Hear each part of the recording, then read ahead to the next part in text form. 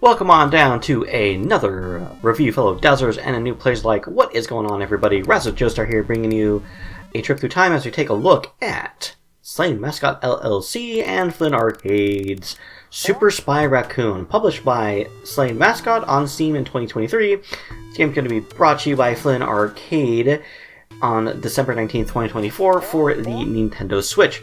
Shout out to Flynn's Arcade for providing a CD key for us to take a look at this game. But rest assured, fellow Dazzlers, I'm always going to give my unbridled opinion of things, even if it is provided for free. So me saying that you might want to play this is me being honest. So why might you want to play this? Well, let's do a quick overview of the game. The premise is simple. You play as Super Spy Raccoon, Romeo Raccoon, who's tasked with collecting secret spy files and not being seen.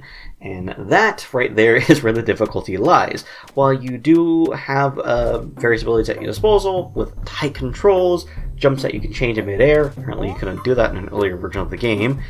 And you have things you can hide behind, such as bushes and statues, as well as a potion that if you takes 100 points out, but also makes you invisible, so you can't be seen by enemies, although you can get spotted if you bump into them. What makes this game difficult with the not being seen? Well, meaning that the game has no training wheels.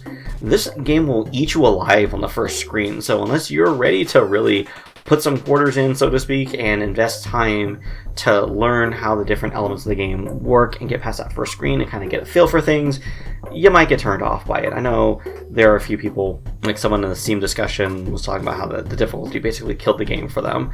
For me, though, I feel like you can learn the game, and the big thing about it is it takes patience, which is actually kind of suitable for a stealth title, as stealth games often do require stealth, at least when you're first playing it, to kind of learn the game, learn the mechanics, learn how the enemies work, so that in later attempts, gotta go a little bit faster and zoom through stages, and Super Spy Raccoon is no exception to that. So if you put the time in, I think you got a cute little game here. I would say it's a solid effort by a Slain Mascot as their first game. I definitely would like to see more by them, or maybe a Super Spy Raccoon 2.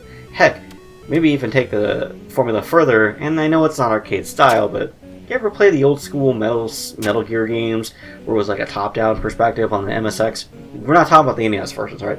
Not the NES versions, the old ones.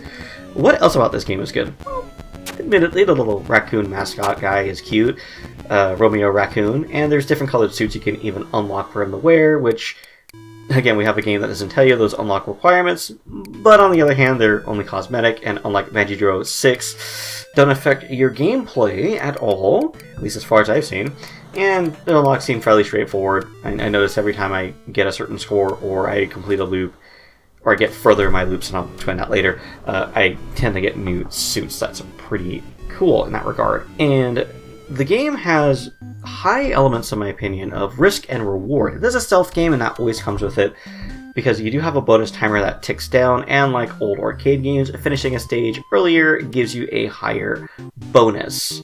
And then on top of that, you've got the files you have to collect. So when you start a screen, you'll notice one of those files will be yellow colored. Collecting that nets you some bonus points on top of whatever you normally would get, and then another envelope turns yellow, so you get the game here. Go through the level, get those colored envelopes in order, and you net more bonus points. But then it's always like, well, do I want to go up the top of the screen and do this, or do I want to grab these envelopes here real quick, finish the stage quicker, but not get as high of a cash out because I didn't grab all these special envelopes?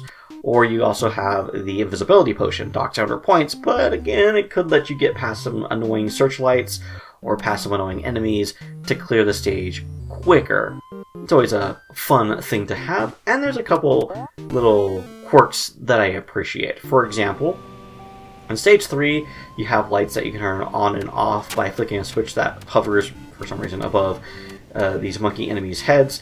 On your first loop, if you die, the screen resets, but the lights aren't on. But on your second and forward loops, the lights will stay on. Same thing for the invisibility potion. When you take it on your first loop, you can kind of see an outline of Romeo so you can keep track of him. When you play it on higher loops, you don't see him. All you see are the little dust trails he leaves behind as he runs around.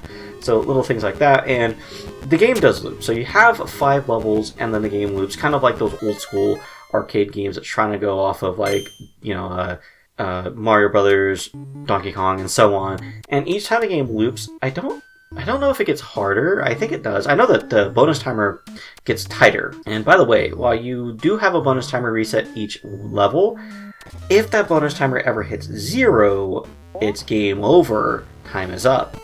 And you have to start over from the beginning.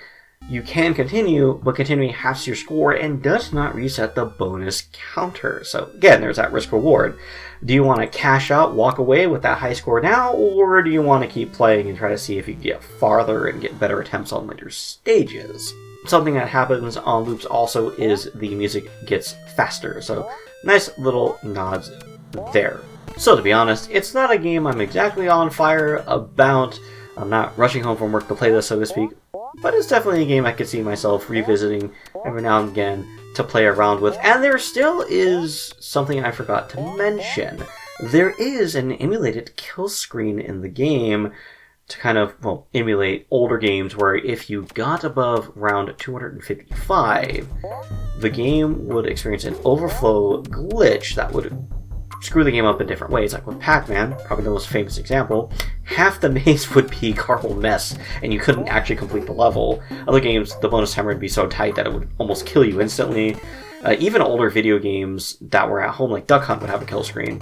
So this game has that, and that's kind of where the continue feature comes into play, because you can only get to the kill screen if you're good enough to get there. So I imagine it would make seeing that most rewarding. So you have the skills to become a super spy enough to get to the kill screen and get that high score. You just have to try Super Spy Raccoon for yourself. Again, shout out to Slain Mascot LLC and Flynn's Arcade for providing a CD key of this game for review. And definitely one, if you're willing to accept the challenge, you should check out. Take care, everyone, and remember, you must not be seen.